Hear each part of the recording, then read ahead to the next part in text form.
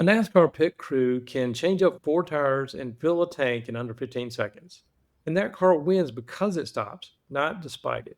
Here's the thing, nobody on your crew thinks servicing the excavator is wasted time. But when's the last time you scheduled maintenance on yourself? Today's very special guest, John Briggs, grew his company 492% by treating recovery like a profit strategy, and he's got a century of science behind it. This is the Contractor Success Forum. I'm Wade Carpenter with Carpenter Company CPAs, alongside Stephen Brown with McDaniel Whitley Bonding and Insurance. And John is a friend from Profit First Professionals. He's a fellow CPA. He's just launching his third book, Take Breaks, Work Better. He is well known for his tagline, "The IRS sucks." John, thanks for being here. Stephen, can you do a little proper introduction for John? Oh, yeah. I've enjoyed just meeting him before the podcast started and getting to know him a little bit. I read your book, Take Breaks, Work Better. Yep. Take Breaks, Work Better. I love it. It's launching soon. Our listeners can get a copy of it, but I was just reading about it and I was getting to know you as our guest today. And John, I tell you, I just love the whole premise. Working smarter, not harder, taking time to sharpen your axe if you're cutting down trees. Schedule a maintenance, Wade, for your excavator and not maintenance for yourself. What a great analogy. I hope that our listeners are listening to what you have to say today, John. Yeah, well, thanks for having me. And I hope to make a difference that people listening might have better work-life harmony when they're done listening to us talk today. Good. So how did you get started in this whole premise? Yeah, so CPA by trade, so I have a pretty large tax firm.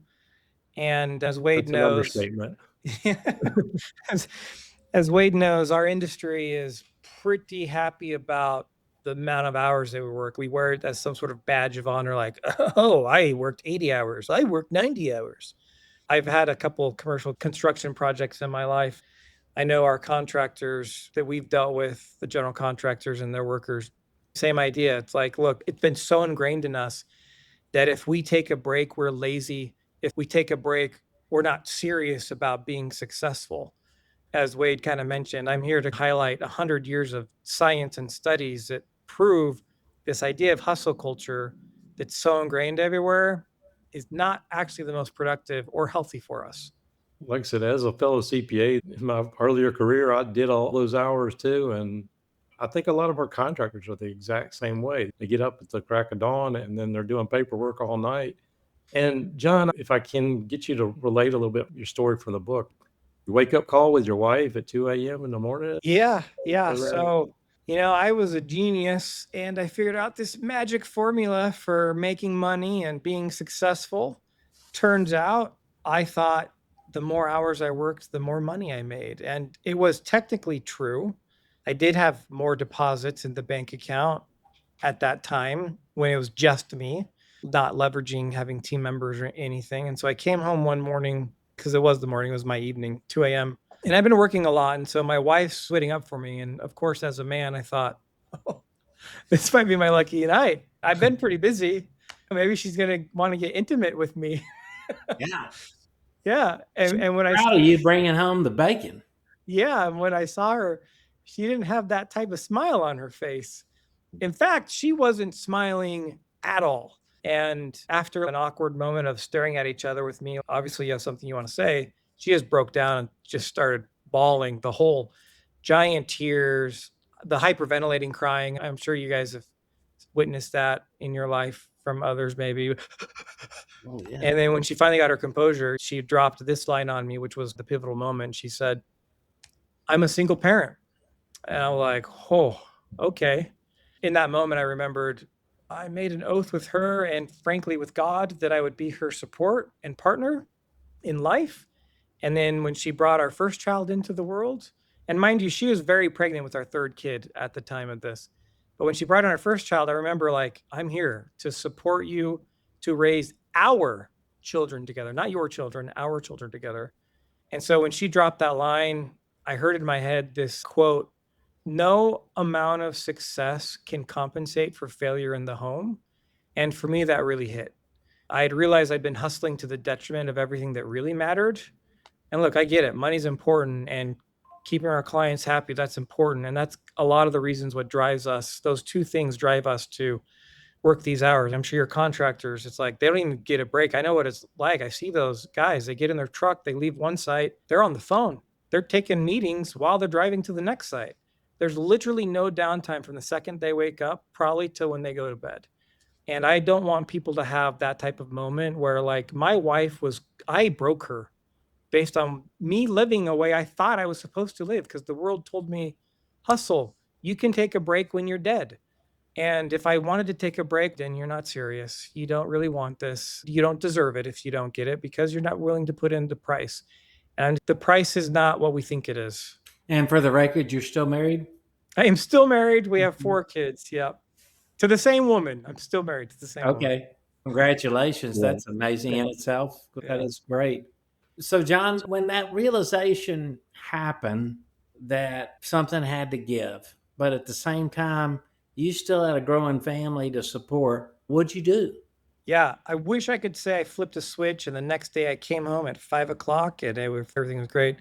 It was a journey, but that did start me down the road of being curious, of realizing maybe this line of this is how it is and you just have to accept it isn't the truth. So I approached everything that I did at that point forward like, is this actually true? And if it's not true, what else could be true? And so that helped me find the history of how did we even come up with the 40-hour work week the way it's designed. And then that led down to different studies of how are people being more productive, different techniques people used, and how some of those techniques don't work. Different countries, what have they done to try to help with this concept of work-life balance, which is not a concept. That's why I purposely use the word work-life harmony. And then eventually all that stuff made it into the book, which is the things I started implementing in my own firm. Look, we're a tax firm, and I don't know how familiar people are with CPA firms, but minimum requirement for most firms during tax season is 55 hours. That's if you want to keep your job. If you want to do a good job and get promoted and be recognized, you work 70 to 80 hours a week. Our firm has had multiple years where we've averaged 42 hours a week during tax season. And I would still say we're pretty darn successful. You know, as Wade mentioned, the 3 years following us implementing this rule intentionally, we grew 492%. Yeah, and like I said, I think there's a lot of lessons here for business owners. I don't care if you're a CPA firm or a construction owner or whoever you are. This hustle mentality, this culture, I think part of the point is at some point you're not as productive. This myth that it's like, okay, business success only after you hit some level you'll be able to relax. And a lot of times that doesn't happen to people. It's just ingrained to us. It's Right. ingrained. And then when they actually hit that level of success, the neural pathways of the brain are so strong, they can't stop from working those many hours. They've created the workaholism and they can't fight it. They just won't give themselves permission because their brain's now wired that way. So do you want to talk about a little bit of the science behind what you, or like maybe go into the 3.3 rule? Or Yeah, for sure. Let's get into that. And I think what's interesting here, I'll give you the science that as the owners of their companies, what's going to relate to them.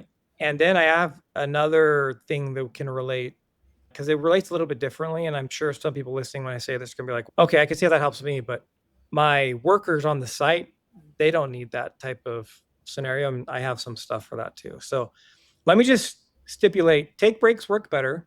It's based on the science of I call it the 3.3 rule. And what that rule says is that your most productive workday consists of working up to 3 hours at a time, followed by a 30% recovery break. So up to 3 hours, that's the 3. The 30% recovery break is the 0.3, hence 3.3 rule. And I say up to 3 hours because it's a framework. We are all wired differently. Some of us may need a shorter break after an hour versus if I work the full 3 hours, my 30% break is going to be a little bit longer. The reason we need this, couple reasons. The first one, the Princeton Neurological Institute looked at our brains and realized, oh, we have 2 natural states and our brain cycles between these 2 states. It's a state of focus and a state of distractibility. Those are natural cycles. So when that comes to mind, I love using this very obvious, obnoxious example. When you eat food and drink water, The natural cycle is that you have to go to the bathroom. How many of us have ever tried to push our way through the natural cycle of having to go to the bathroom? I'm just too busy. I can't take a break. I'm just going to push through. Yeah. Well, if you do that, you realize other things are pushing its way through, and now you have a bigger problem and a stinkier problem. Most people are like, yeah, that makes sense. But we have the physical sensation. Our brain has a natural cycle. And right now, what's happening is people are trying to push their way through these moments when your brain needs to go to a state of distractibility, but you push your way through. But you don't have the physical sensation like going to the bathroom to kind of trigger for you, hey, I'm not focused right now. I might as well take a break. So multiple studies did this, and they eerily came up with a very close, within 10 minutes of each other, the same number. The average worker is productive for 2 hours and 50 minutes a day. That's in an 8-hour shift. And we understand why that is now, because we have these natural states in our brain as it cycles through it. And you're asking team members or yourself to push through this state of like, you just need to let your brain reset. Let's restore our energy and reset our focus in a break period so that I can come back and be more productive. With the science of the 3.3 rule, by intentionally taking a break in between focus blocks, you literally double your productivity in an 8-hour shift. You now get 6 hours of productivity instead of 3. That's amazing. Is there some kind of science behind the point 3 part of it as far as how much you should take as far as a break? Or Yeah, so they looked at a couple studies. The main one, there's a company called Desk Time, and it's a software. So they're analyzing a bunch of inputs and results and productivity, things like that. And they get 5.5 million data points a day.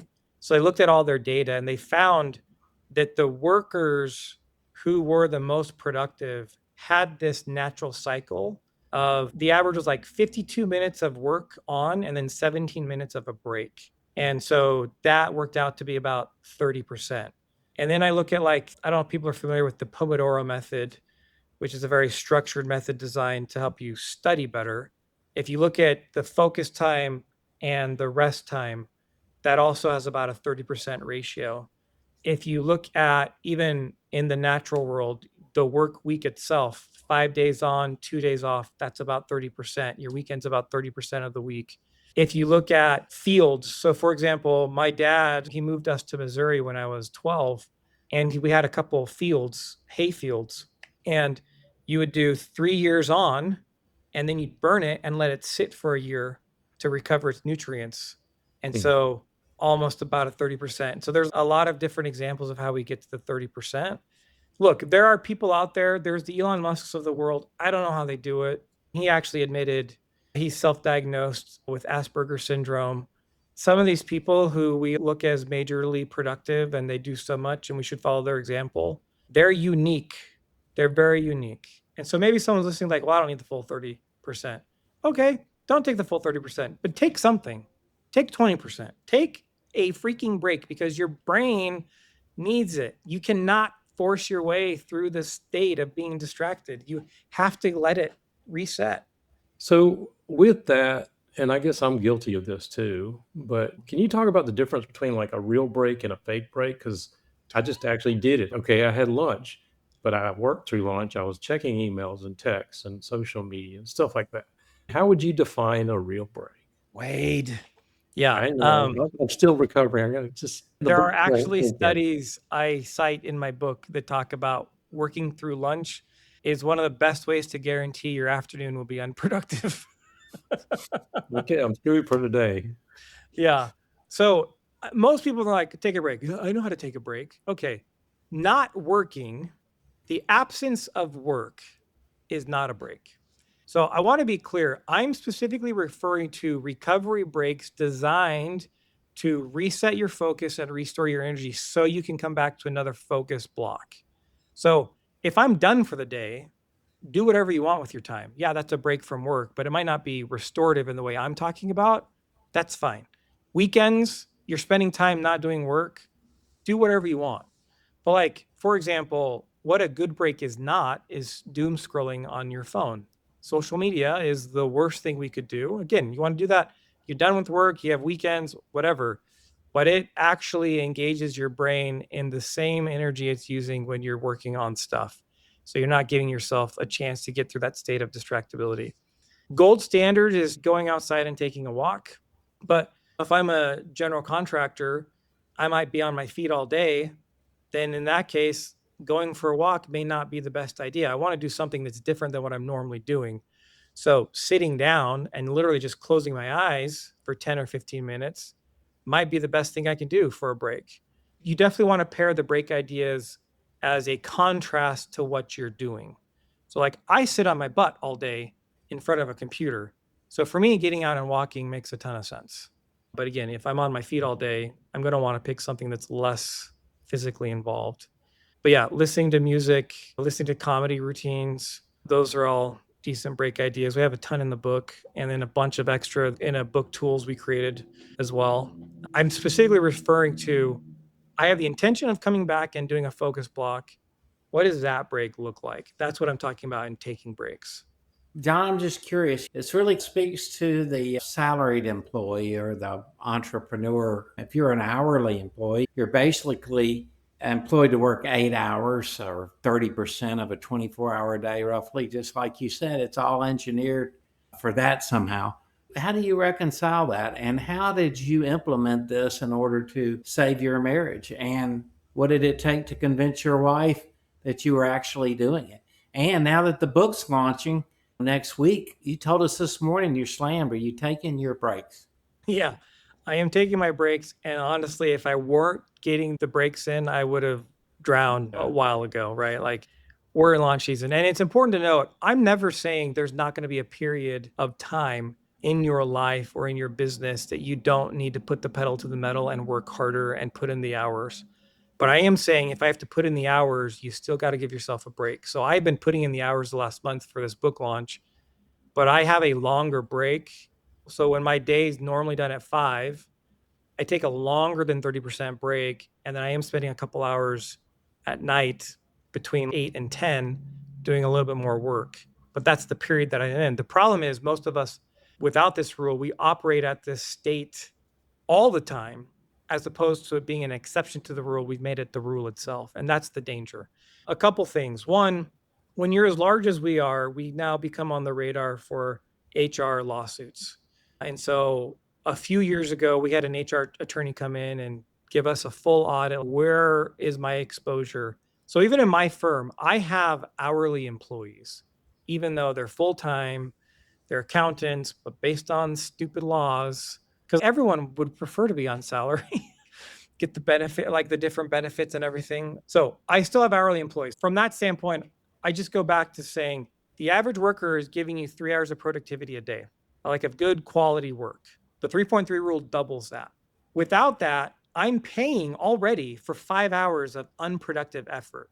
Now, it doesn't mean they're not doing stuff and moving the ball a little bit, but it's certainly not at the production level that it could be if they were focused. So you're already wasting money on hourly employees without giving them the break. There's that. The other element, though, is, and this came out because I was talking to some car wash owners, and then I happen to know the president of a frozen beverage company called Frazzle, and they have a manufacturing line. So the work he does as the president, or like the work a general contractor does, is definitely different than the work of, say, the framer or the carpet installer or the drywaller, right? And just like it's the same, like you have an hourly employee whose job is to make sure a car gets on the conveyor belt at a car wash. Look, it's first important to note, as low skill as that seems, they're still using their brain. Now, do they need quite the amount of break that, say, someone at a higher level like the general contractor needs? Actually, no, they don't. So there was a study done by a meat packing plant, and they experimented with their line workers, which is what I would put the drywallers and the installers and those It's level heavy of team. manual labor. Yes. Yeah, I'd put them in the line worker type of category. And they experimented with extra breaks. So one group had 12 3-minute breaks added to the day, and another group had 4 9-minute blocks. So both were 36 extra minutes. And they found that by giving their workers that extra 36 minutes of pure break time, The injuries and incidents reported decreased, and the productivity stayed exactly the same.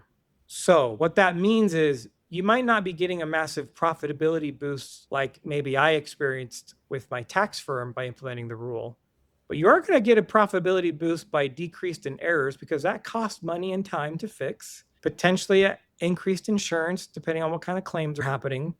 But you have the team member as well who now they're comparing your work site to everyone else's that they've been a part of. This guy gives me an extra 36 minutes of breaks during the day. I'm going to show up for this guy. So you get better loyalty. And again, there was no decrease in output by giving them those extra 36 minutes. And they did find the workers preferred the 4 9-minute breaks as opposed to the a lot more really short breaks because the 9 minutes gave them enough time to feel like, oh, I got an actual break. But again, it still comes down to breaks are given and there's no negative consequence to it. Glad you went into that. I figured Stephen would want to talk about this, that fatigue and safety goes hand in hand. And sometimes when you get too stressed, those decisions are not what they should be. I don't know, Stephen, from your standpoint, I'm curious, would someone get a better pricing on stuff from an insurance and bond standpoint if they could show, look, I give my workers extra break time and because of it, we have minimized injuries? Would they get better rates? No.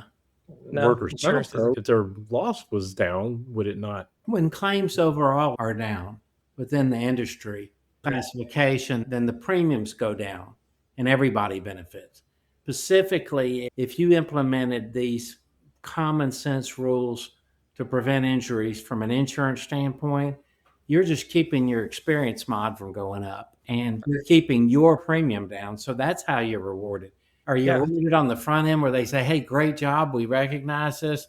From an insurance company standpoint, no, not yet. But that's a great point because when a construction worker gets hurt, not only have you lost that period of time and productivity while they're at the clinic or the hospital, and somebody else has to take off to take them there and deal with it, and the paperwork and notifying their family. And then your job as a contractor is to get all your employees home at night safely.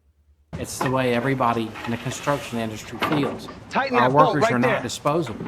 We got to work with them smarter and not harder.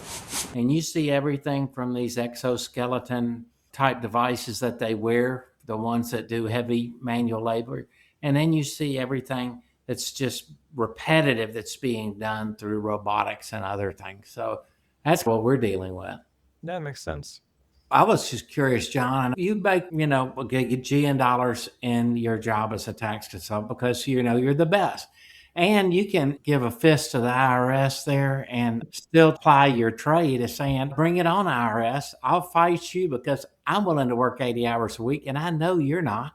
Whoever you're talking to at the IRS, but I was taking us off track. But I guess the question is, you remember that movie Wall Street where Charlie Sheen's character says to Gordon Gekko, how many yachts do you need to water ski behind, Gordon?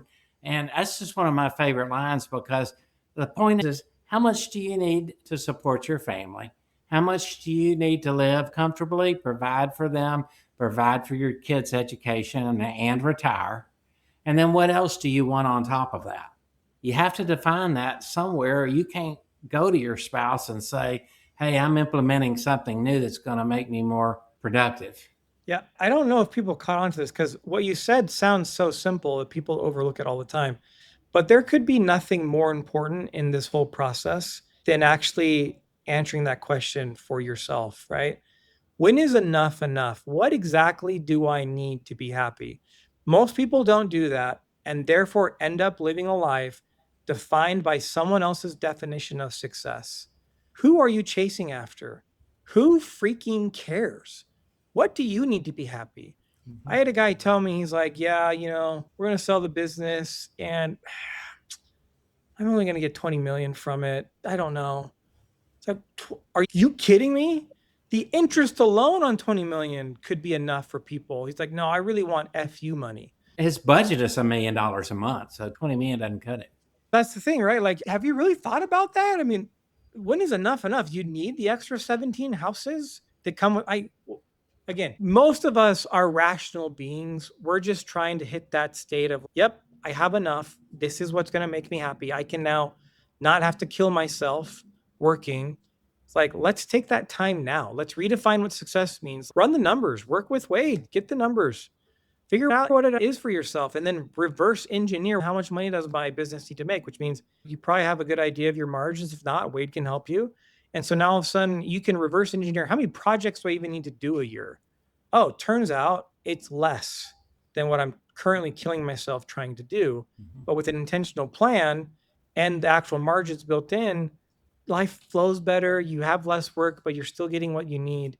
I wish people would take that time and redefine what success means to them, because then all of a sudden your life is intentionally designed as opposed to just, I don't actually know why I'm trying to make 20 million. I think most of our listeners are probably not at that point, Stephen. So I guess, I'm thinking more about this from like this doer owner that's trying to be everything. He's producing the work, supervising, he's doing the selling, he's fighting the fires, he's doing his books himself. And we all know at some point you're not productive. And that's the point I was trying to make.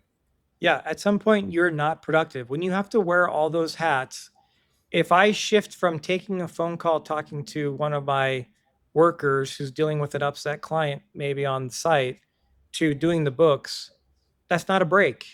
While it's a different muscle, maybe it's still using your brain energy. And I'm telling you guys, like when you take a break, for example, your lunch break, don't answer your phone, just enjoy your food. Just enjoy your food. That alone could be a massive shift for a lot of people. But hopefully they'll look at this and they'll look at the rule and say, you know what, I could try this out. Because here's my challenge in the world: prove me wrong. Take a real break, come back to work, and tell me you weren't more productive during that next focus block. I want someone to email me and say, I did it and you're totally wrong, John. So then I can talk to them. I want to figure it out if there really is something, but I haven't had anyone send me an email after all these challenges I've given to tens of thousands of people. Take a real break. You tell me you're not more productive. Yeah, I agree. And I know you oppose things like keystroke loggers and stuff like that, watching your employees. And I don't know if you have any thoughts about these team productivity multiples and stuff like that. What are your thoughts on how they should be approached and labor shortages? And I don't know. I mean, I think a lot of people are out there just trying to find their way. Yeah. From a metric standpoint, I think one of the most important metrics is the labor multiple. I get that they're humans and we want to treat them like humans. And I don't want to say that they're a number, but they produce a number that's super important to you accomplishing your goals. You are taking a lot of risk as the owner of a contracting business, a lot of risk that deserves to be rewarded. Part of that is if I'm paying out 20 bucks an hour, 30 bucks an hour, I need a return on that. If all I'm getting back is $30 in revenue, I've lost money. 1.5 is kind of your bare minimum. If you're not at a 1.5, meaning if I can't make $45 an hour off of a $30 person, I'm not even breaking even. 1.5 is break even. 2 times is okay. But like really, if you can get to the 3 or 4 range, which means on a $30 an hour employee, I should be able to be recouping 120 bucks. And that's, I'm talking about, especially if I have material cost in there, I got to get to the 4X, right? Because I have material cost on there that isn't part of the labor. You have to pay attention to that. And yeah, we're not a keystroke type of, hey, let's micromanage people, but you can pay attention to results. And that's what we're looking for. You can show up at a site at the end of a day knowing that person was there all day and be like, what the heck, guys? Based on the whole day, this much work should have happened. What happened? And I get there's labor shortages, but I just don't think it means you have to tolerate. Look, no one wants to suck. Those workers who you brought on don't want to suck. And if they ended up sucking that day, you mentor them and help them walk through what got in their way as to why they didn't produce. You're going to build some loyalty with the team members and the people you hire. They're always going to want to work for you because they're going to respect that give and take of, man, this guy really cares about helping me become a better person, not just the result. Even though at the end of the day, you caring about the result is what helps you create that bond with the person. I know in my firm, having the people behind me, that a long-standing team goes a long way, and I know that also translates in construction. So with that, any other things that we didn't talk about that we really think our listeners should know about the book, and other things that, again, is counterintuitive? It's like, okay, we'll just work harder for ourselves as well as let's push our team. So final thoughts on that? Yeah, look, the book is designed to help you work through what we've seen helping people do this, the different excuses that pop up. Some of those are as simple as, okay, sounds great, but how do I actually build that in? Because unless I have a plan, an intentional plan to live this way, you're going to keep going down the same work day that you've experienced, likely waking up at 5 a.m. and ending your day at 10 p.m. And so my first challenge, I would just try it out. Try one work block out. But in the book, we also talk about the starter week itself. It's a Monday through Friday structure of experiment with each of the work blocks. What's a 1 hour block feel like, 2 hour, 3 hour block, and the recovery time afterwards, and at what times of the day. And so the starter week gives you a whole variety. So by the end, you're able to look back and say, you know what? This length of time helped me feel the best. I felt like I was on my A game. I liked this length of break. These are the types of activities I did during those breaks that I really enjoyed, and these are the types that I hated. Like, all that stuff is going to be data for you to figure out how to really move yourself forward in a way that gives you work-life harmony so that you can end the day earlier. You'll be more organized. You got more work done. And helping your team do this, they're going to like you more. And again, all the studies show there's been no negative consequence of giving your people breaks if you follow the structure that I've done. So look, obviously, selfishly, I wrote the book. It's $20 on Amazon. I think it might be some of the best $20 someone could spend. There you go. That's what I was going to ask you. I believe this is actually going to come out on August 25th, which is your launch date. Is that not correct? That's correct. Or Yep. August 25th. so where can they find it? You already told us, I guess, Amazon or. Yeah, Amazon's the easiest way for everybody, but it is listed on all the different other places, Target, but most people just, they're Amazon. We've created a bunch of tools with the book. The idea here, this isn't just an idea. Like, as much as I like books like Start With Why, there's nothing really practical about those books. The types of books that I like are the ones that give you action items that you can implement. And so as part of that, we have a website, takebreaksworkbetter.com. We have a bunch of book tools. So it's just /tools, all designed to help work through whatever things that are coming up for you as to why maybe you're struggling getting this going. But I would just say, thanks for having me. And Stephen, thinking about that comment you made, at the end of the day, if I'm a contractor and my goal is to get my team home every night, I believe giving them breaks in a structured way designed to help you be more profitable might be one of the best things you can do to guarantee that you've increased your chances of them getting home every night safely. Great. John, how can they find you if they want to contact you or your team? Yeah, so my social handle on all the things is The Real John Briggs. If you want to find me, I spend a lot of time on Substack. So therealjohnbriggs.substack.com. I'm constantly writing articles about, here's another productivity thing I found.